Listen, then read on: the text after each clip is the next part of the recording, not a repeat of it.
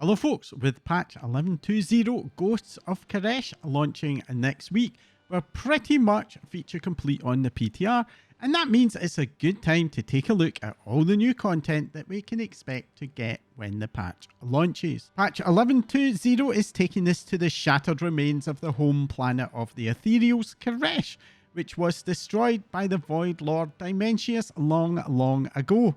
Our main hub in Karesh is Tazavesh, the mysterious travelling city of the brokers, which we first experience as a mega dungeon in the Shadowlands. The dungeon was such an awesome space that I remember even back in Shadowlands, I wished that the devs would make it an open world zone so that I could explore it without the pressure of having to run the dungeons. So I'm super excited to be able to dive into it this time around. The developers have done an excellent job transforming it into an open world area, managing to retain many of the boss area's original purposes. For example, the mail room now hosts a mail related minigame, and Maya's Oasis is yet again the site of shady deal making. That said, I do think that Undermine may have spoiled me a bit when it comes to World of Warcraft cities, as I was a bit disappointed by the sheer number of locked doors in the new area. One of the strengths of cities like Undermine and Borealis was being free to explore all of the many buildings. The good news though is that the new zone does have flying enabled right from the very start, and that also includes Tazavesh, which does look very different from above. The rest of Karesh reminds me of a combination of Outland and Argus, with a series of separate land masses floating in space, and flying between those areas evokes a feeling that you really shouldn't be there, very similar to the one that you get flying between Hellfire Peninsula and Netherstorm in Outland. Size-wise, the zone is physically a little bit smaller than the Emerald Dream, but the flights between the various land masses actually end up making it feel a lot bigger than it is, and ultimately it is the feel of a video game that really matters. The landscape is desert interspersed with void scars and is populated with a mixture of ethereal and broker furniture, including the old ecodomes that you might remember from Netherstorm. This unfortunately does lead to a landscape that feels very samey, especially when looked down from above. But the interiors of the ecodomes do manage to offer a bit of variety once you do land and start engaging with the content. The main campaign storyline consists of 4 chapters, 3 of which will be available at launch, with the final chapter forming a post-raid epilogue. Those first 3 chapters are quite lengthy and are bolstered with extensive side quest lines similar to what we saw in Undermine, and offer a good couple of hours of play at the start of the expansion. I will say up front that the main expansion story journey is starting to feel a bit like Whiplash, going from battling the Nerubians to following Orwena into Undermine to deal with the Black Blood, only to completely forget about her and rush back to fighting the Nerubians, and then escorting Faerun as she plays troubleshooter in her ancestral homeland of Arathi, and now all of a sudden we're off to Karesh. Because of course, bad things are coming. That said, despite the very ropey narrative journey that got us here, if you put that aside, and I strongly recommend that you do, the 11.2.0 campaign is, in my opinion, the best executed single storyline World of Warcraft has ever produced. The NPCs who accompany us bicker and argue with each other, react to what's happening and even to the player character in a way that makes them feel lifelike participants in a story rather than mere game mechanic. The all-important ending of the story, as always, is not available in the PTR, so my final judgment will need to wait until after the raid. But I did have a blast doing what story there was on the PTR, and unless you absolutely hate story and questing content, I do recommend setting aside the time to take this one slowly. One of the main gameplay centerpieces of the new patch is what Blizzard are terming an Artefact Cloak, the Reshi Wraps. Despite the name, this has very little in common with the Legion artifact weapons or BFA's Heart of Azeroth. Instead, it's very much more like Cersei Circlet or the recent Titan Disc Waste. The The new back is awarded as part of the campaign, and it starts out at item level 697, that's hero track level 1, and is upgraded in steps all the way to item level 730. Upgrades require collecting 3 ethereal strands, and these can drop from delves, the raid, Mythic Plus, or from open world encounters. While it's not a 100% confirmed, it is extremely likely that this is going to be a weekly upgrade, with the ability to catch up in missed weeks, and I'm not expecting it to require a lot of effort upkeep wise. It is worth saying though that currently in the PTR it does appear that we might be getting 2 upgrades in week 1. The back comes with a role specific bonus ability and also a little talent tree, whose steps are unlocked weekly along with the item level upgrades. These talents are open world focused for the most part, for example unlocking the ability to use ground mounts in phase diving, more on that shortly, and to interact with other open world game mechanics. The back also has a special socket that can be used to customize your secondary stats using special fibers which are crafted by tailors, most likely as compensation for tailors losing demand for cloaks in Season 3. The recipe for those fibers comes from the main Renown track, more on that shortly, so they probably will not be available until a few days into the new patch. And for your alts, once you complete the campaign once, the back is available directly to other characters via a single quest in Tazavesh. Gameplay wise, the main zone is pretty standard with world quests, rares, treasures, so all the usual stuff, but that is supplemented by a couple of major new mechanics. Phase diving is essentially an alternate version of Karesh, very similar to the Rift Space in the Maw or Siren Isle's Storm Phase. It is entered from various teleport consoles all across the zone, and entering transforms you into a kind of arcane energy shade of yourself, something that will make a bit more sense once you experience the story. Unlike the main zone, this will be a no-fly area, and you will start out even unable to mount up until you unlock the ability to ride as one of the talents from the cloak, which I think will end up happening in either week 2 or possibly week 3 of the pack. I'm personally not a fan of this mechanic. The Maw was a pretty bad experience until we unlocked riding, and it was a major source of negative feedback to the developers at the time, and I'm genuinely surprised that the developers don't seem to have learned from that error. Obviously, being stuck without a mount for 1 or 2 weeks is a lot better than what, nearly 8 months that we had in the Shadowlands, but first impressions are critically important in video games, and I worry that the effective time gating of mounts, with seemingly no way to earn it any earlier, will taint the experience to the extent that I personally anticipate that many players will just nope out of phase diving early on, leaving it just for the most determined of completionists. That said, for those completionists,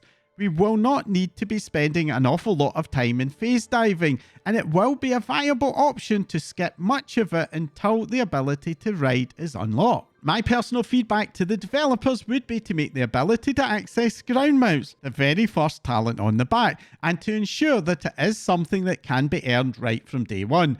There's absolutely nothing wrong with making riding and flying something that needs to be earned, but players also need to have the agency to be able to actually earn it at a time of their choosing.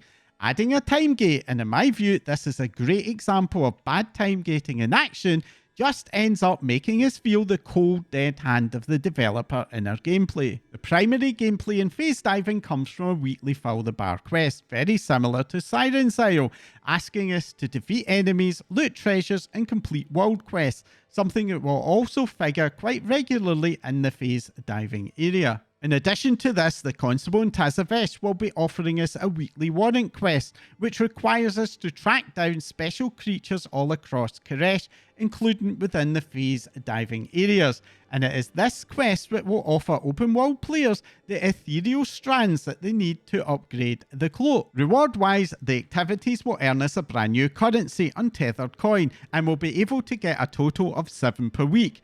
And these will be used to purchase transmog ensembles, 4 toys and 2 mounts, the Lavender Karok and the Acidic Void Creeper. The other main feature is Ecological Succession. This sees the return of Venari, who has managed to escape the Maw.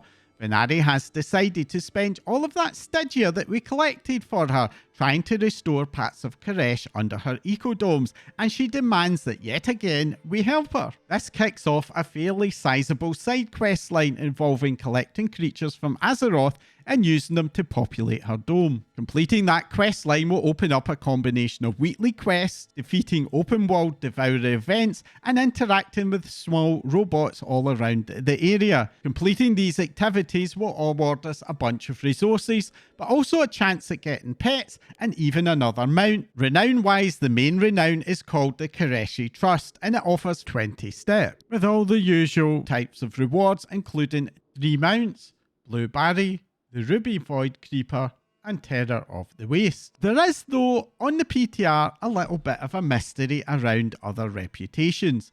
The inscription vendor has new items called deals, which were port to allow us to make a weekly contract with one of 3 broker cartels, Ba, Azo. The recipes for these deals, according to the Profession Journal, will require reaching Renown 8 with the Raid Renown track. More on that in a little bit, which, if correct, would not be obtainable until week 8 or 9 of the patch. And that's basically all we know about these possible extra reputations for now, as they have been completely inaccessible on the PTR. The obvious answer to this mystery is that they are akin to the Undermine cartels, which would mean that we can expect to have 3 extra reputations to farm, but equally it could be something else entirely.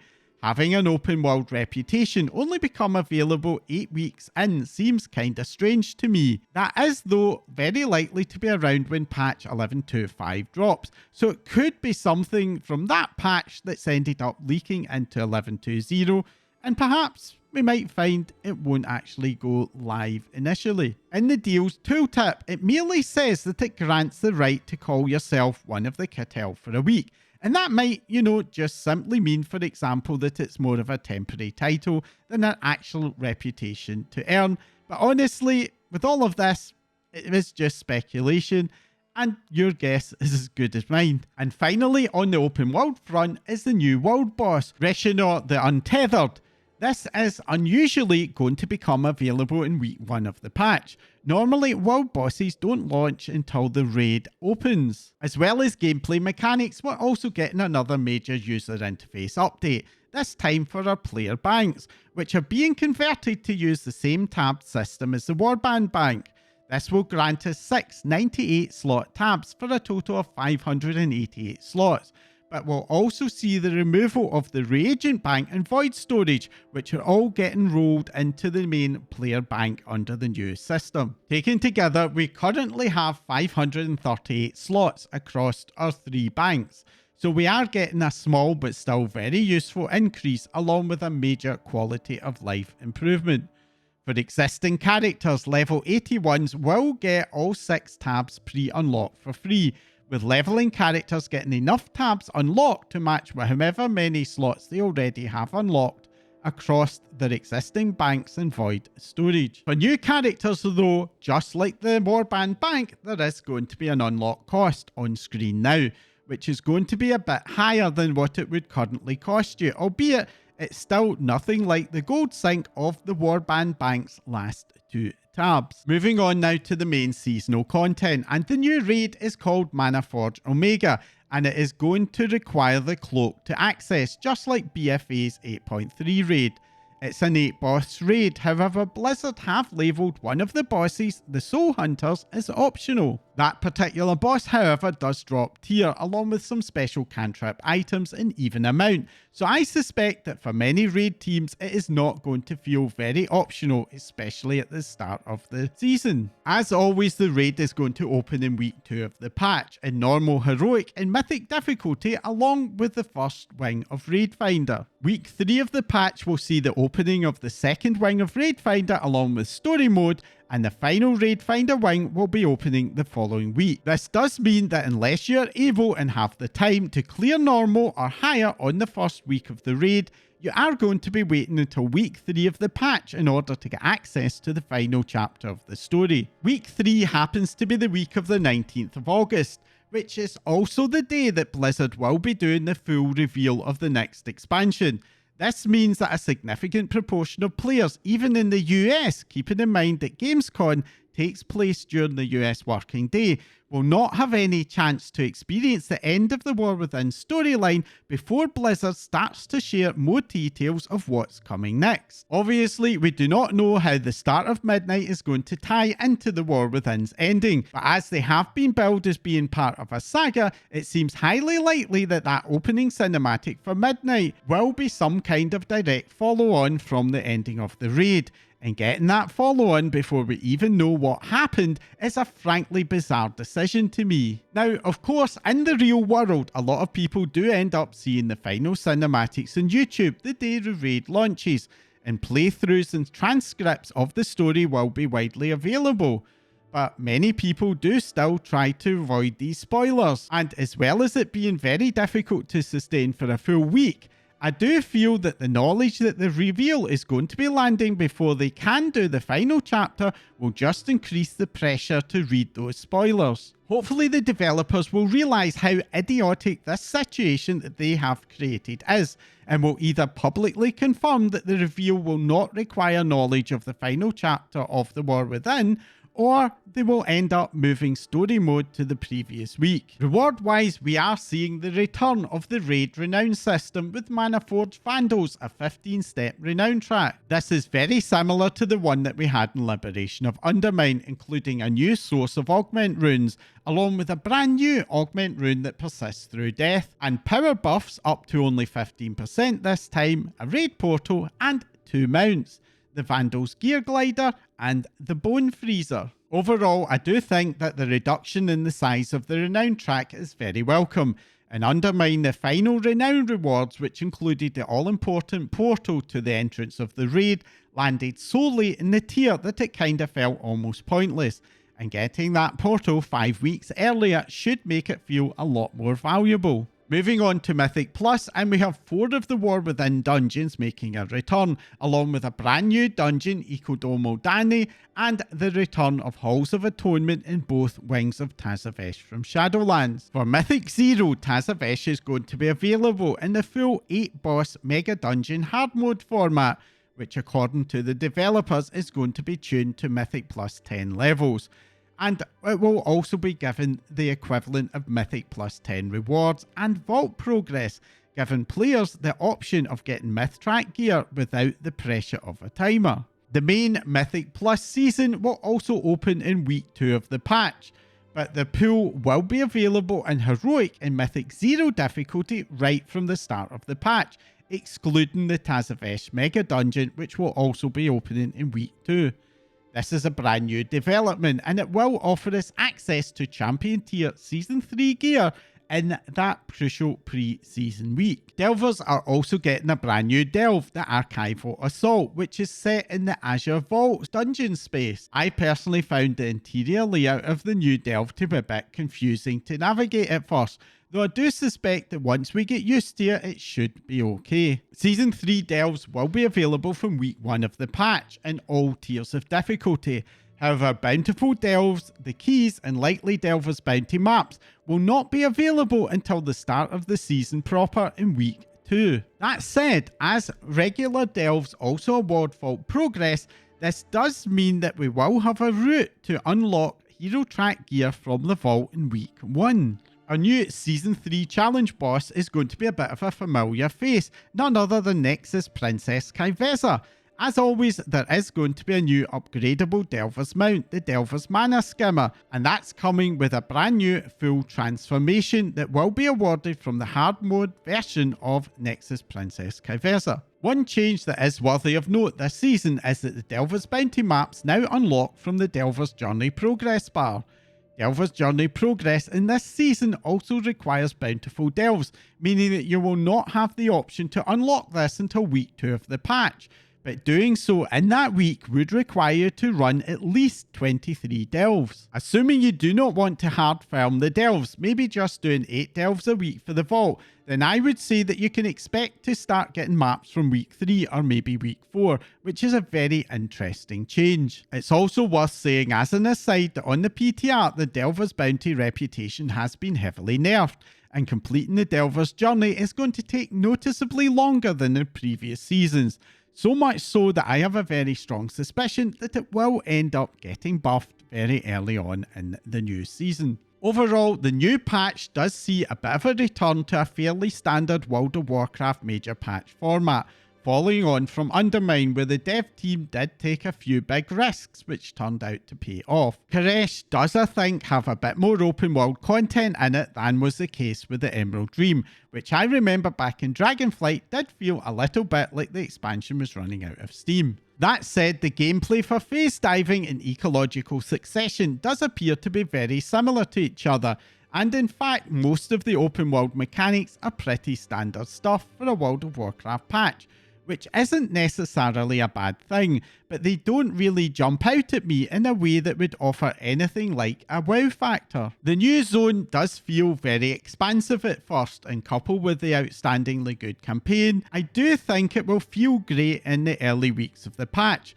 but in the longer term I suspect that it will eventually start to feel a bit samey. The seasonal content offering is also very much a case of steady as she goes, with an 8 boss raid, a Mythic Plus season that focuses on building on the successes of Season 2, and this is also very much the case for Delves. The end result is a fairly decent major patch entry, but I don't really see the open world content having the legs to last a full 5 to 6 month season. This does not have to be a bad thing though. Back in Dragonflight, the follow-up patches gave us a ton of extra stuff to do, such as Plunderstorm and Mop Remix, and in many ways I ended up being kinda glad that the Emerald Dream wasn't a massive time sink. We already know that later in this year we can expect another new game mode, along with Legion Remix, which the World of Warcraft team are promising will be even bigger than Mop Remix.